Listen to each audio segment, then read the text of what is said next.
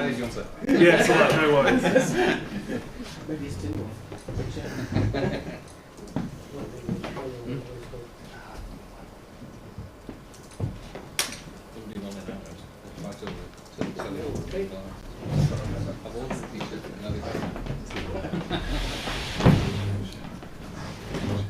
Okay, just to say, I will try and make this 7 minutes. I won't get off and watch Barcelona. So, but just to say, I really love PowerPoint. It's great as a tool. It's I think what's been missing from people's lives really. So I do love a PowerPoint, and today I'm going to show you some PowerPoints. Okay, first one is oh, and by the way, it's all linked to literacy. So these are starters, plenaries, form times, anything connected with literacy which you might find useful. The key idea running through them is adaptability. So harking back to what David mentioned earlier, how you can adapt some of these resources. First one is quite a sort of an obvious way of using PowerPoint. So there's little quizzes activity, which four-letter word connects all the following words. Yeah, a variety of answers, and you just click on this, it's triggered up, and you get a right answer. I've got a series of those as well for every day of the week if you so desire. Right, okay. This is one I've created looking at play routes, and basically it's looking at topic sentence starters and linking them to the rest of the paragraph. If you've got pen, you can actually write on, you can sort of annotate it, you can look at how they link up, and it's also triggered up, so you just press on it, it triggers to the right area.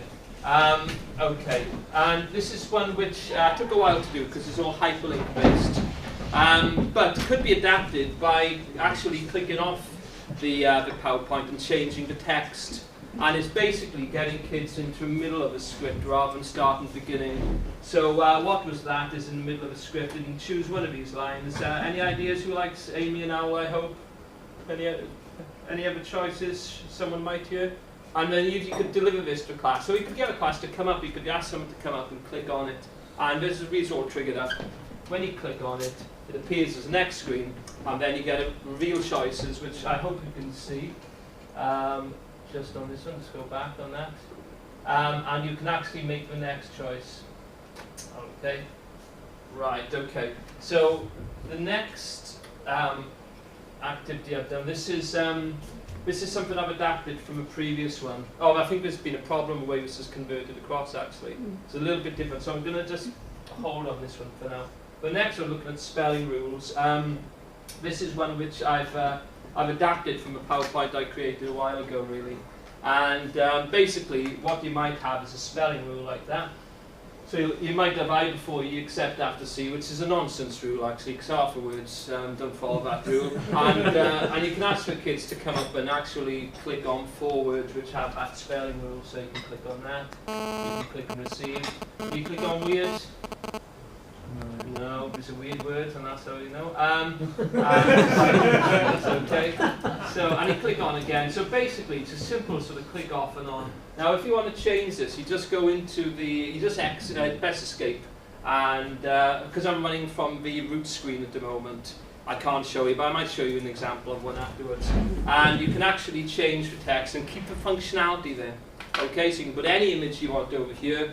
You can put down any topic of your choice. You could put down perhaps a country, a picture of a country or a picture of a flag, and you could have all the cities all over the world, and you have to connect it to that country. So that's something you could do. It could be adapted for geography, just that example. Okay. Next one I've done. These ones I've done more recently, so a little bit rudimentary in terms of the way they look and could be developed a little bit more. But the last couple of days I've just looked at these. One is spelling goals. So that's where you get a choice of words. Again, you can create a new sentence there, and all you do is get a kid to click on the right word.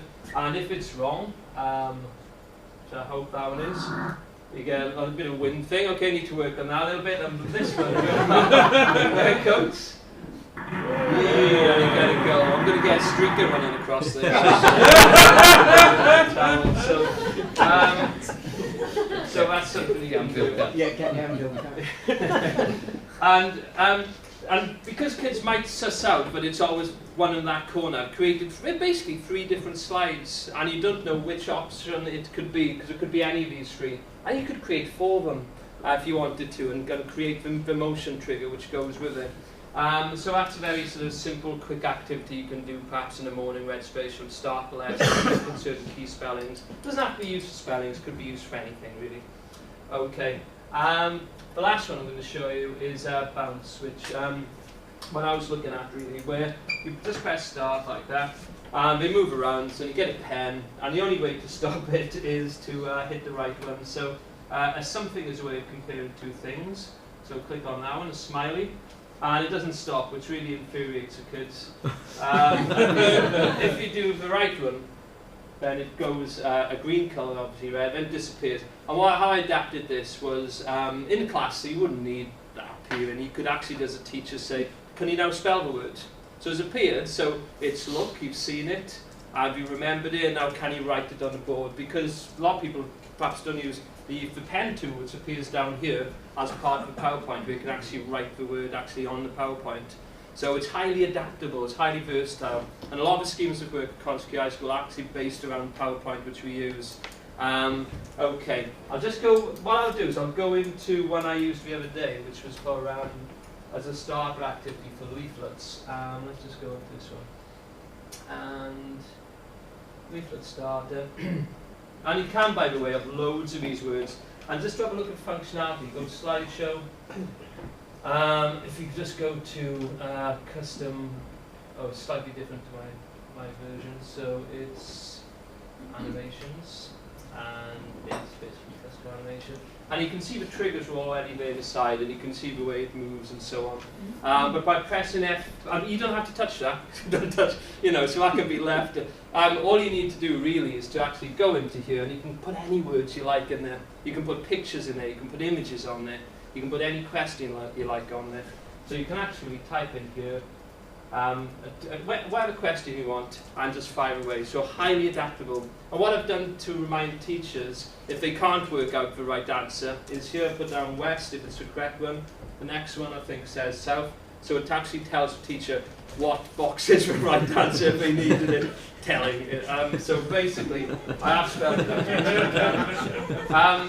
And it just works like that. I did this one the other day to start, and I was, the kids really enjoyed it, and I did Team A against Team B. They came up with a pen, and they tried to sort of, there was a bit of a contest between the two. And the good thing about this PowerPoint is it works in 97 versions, an old version, it's not a newer version. So it's adaptable, you can use it in all schools, and I hope ideal for like those moments of the lesson, perhaps at the start, maybe at the end of the lessons, just to engage the learners. Okay, thank you. Thank you.